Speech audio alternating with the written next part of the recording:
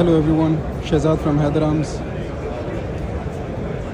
Beretta के .22 pistols जो अभी इस साल मार्केट में इंट्रोड्यूस किए इन्होंने, ये है .22 जैगवार B22 मॉडल है। और ये डिज़ाइन चेक करें,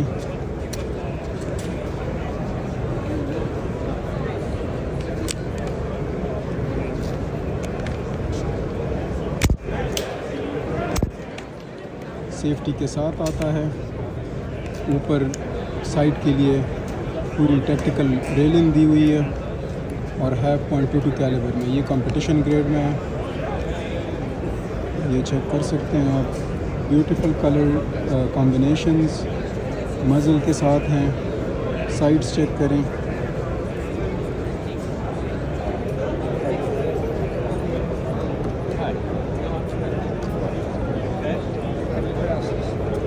और ये 2026 का प्रोडक्ट है। ये अभी इन्होंने नया इंट्रोड्यूस कराया है ब्रेटा ने, तो काफ़ी हॉट प्रोडक्ट है। यूएस में .22 का बड़ा क्रेज़ है और लोग इसको काफ़ी पसंद करते हैं।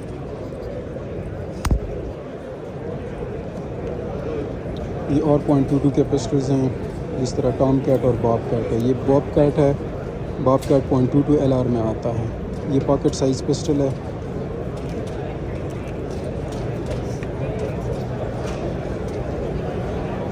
So these are some of .22 caliber pistols from Beretta.